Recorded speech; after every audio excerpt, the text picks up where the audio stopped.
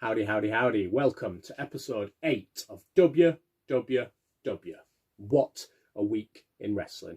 News, reviews, a look forward to the pay-per-views, and a collector's corner feature for all you figure and merch collectors out there. You may be thinking, who on earth is this? He's been replaced. No, Adam Redbeard has simply become Adam. Let's kick off straight away with the news then. On the heels of Matt Riddle going to Smackdown, Dominik Dijakovic from NXT has been rumoured to be called up to Raw. Saddens me that I'm having to use those words, called up. I thought NXT was going to become level playing field this year. The crisis seems to have hit that on the head a little bit. I hope NXT gets back to where it was. Dijakovic, is he good enough? Is he ready? In my opinion, no. But I hope he proves me wrong. Referees have seemingly taken a cut in pay during the crisis. A bit disappointed if that's the case, because there's a lot of higher up people that could have taken that cut and saved the referees from having to do it, and they don't get paid anywhere near as much. So a bit disappointed. Jackson Ryker hit the headlines from the Forgotten Sons with a tweet praising Donald Trump this week. Hit by complete backlash, pun intended, by a lot of wrestlers, including Kevin Owens, who was a major player in that, and even Steve Cutler from the Forgotten Sons made sure he wasn't linked in with that tweet. I think a lot of what irked the wrestlers was that Ryker used his tagline at the end, saying "Forgotten no more." It's just a mix of reality and wrestling, which a lot of wrestlers didn't think was needed in that. And a lot of wrestlers obviously have very different views to Ryker. The Impact Slammiversary promo had a lot of WWE wrestlers from the released crew in it this week. Already been kind of proven that it's probably not going to happen because Spud was in that promo, and if you've watched NXT, you know that Maverick's staying. So was it just done to get the hype? Probably. I hope Impact gets to where it was. 2010 Impact was brilliant. I hope it gets back there. Finally, the WWE Network has gone free to view this week. Brilliant. Loads of hours of free wrestling for everybody. Check it out if you can. Unfortunately for me, I think this will lead to pay-per-views being taken off the WWE Network and only being available for pay per view. So £20 a pop usually here in the UK. A lot more if you're in the good old USA. On to the results. Raw, back to normality as Aleister Black gained a victory over Seth Rollins to kick off Raw, followed by a beatdown by Seth Rollins and his crew. Humberto Carrillo came in to try and help Black. Didn't happen. Apollo Crews and Kevin Owens got a victory over Andrade and Angel Garza. Apollo Crews kind of solidifying his US title victory by pinning Andrade once again. Billie Kay got a victory over Nikki Cross. Looking like the Iconics, we're going to get a good fight as the challengers for the women's tag team titles. Smackdown kind of proved that wrong. We'll get onto that in a minute. Nia Jax defeated Kairi Sane in the heavily talked about match involving Kairi Sane getting cut open quite badly. Charlotte defeated Asuka. Again, Nia Jax coming out and causing the count out. Just a bit of build-up match, that one. Didn't really mean anything. And in the main event, Drew McIntyre defeated MVP. On to NXT, wins for Candice LeRae and Johnny Gargano. A bit of cruiserweight action as Isaiah Scott defeated Tony Nese, quite like a couple of cruiserweight matches still within NXT. Fandango made his return in the victorious Breezango match against the Undisputed Era and the Brit and Brawlers. Would have loved to see the Brawlers win that match, but I like Breezango. They're a great comedy act. Could do with seeing them rise to more than a comedy act. Santana Garrett defeated Aaliyah with a very, very, very dishevelled Robert Stone on the outside, especially after the Aaliyah loss. What's he going to do? It's looking all bad for Stone. Cameron Grimes defeated Bronson Reed, both very, very good up-and-comers, those two. Cameron Grimes obviously being pushed more than Reed at the moment. And in the main event, El Hijo del Fantasma became the Cruiserweight Champion. Not referred to as the interim Cruiserweight Champion, just referred to as the actual Cruiserweight Champion. What that means for Devlin, I don't know. And it ended with a bit of a supposed tearjerker with Drake Maverick being offered a contract.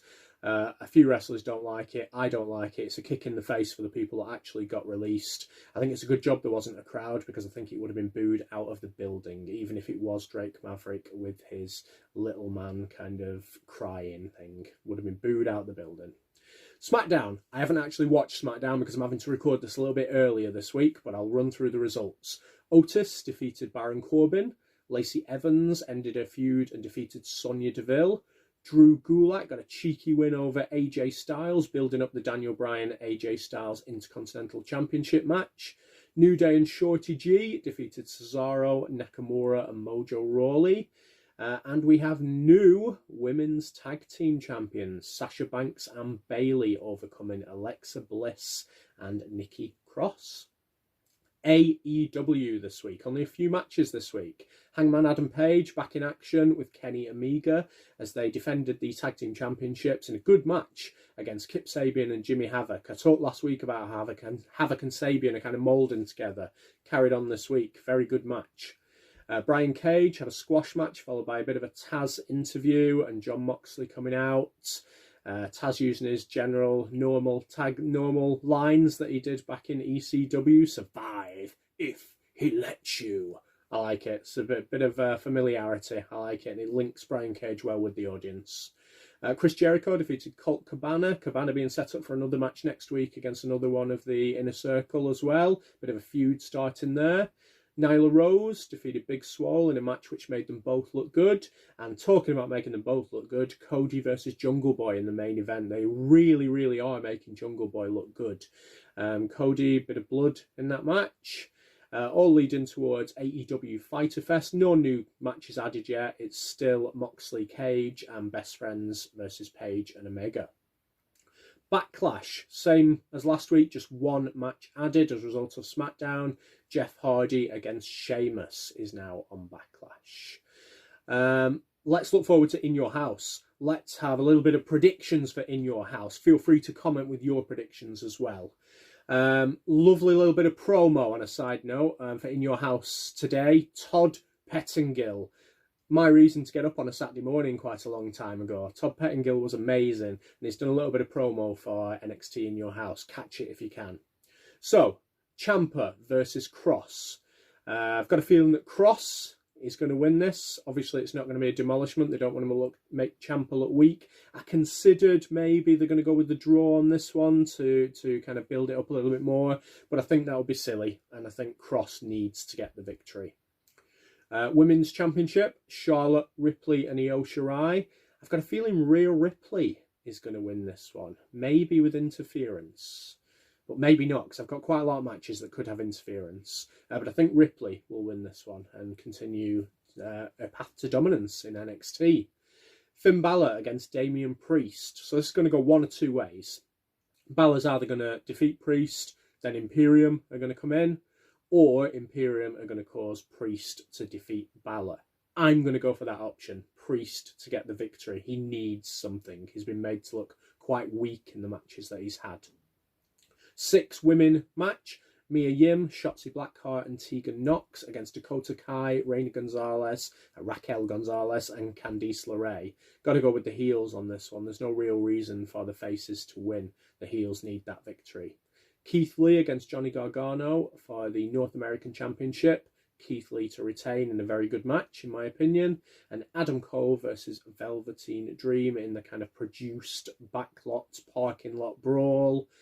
I'm going to go for Adam Cole to retain.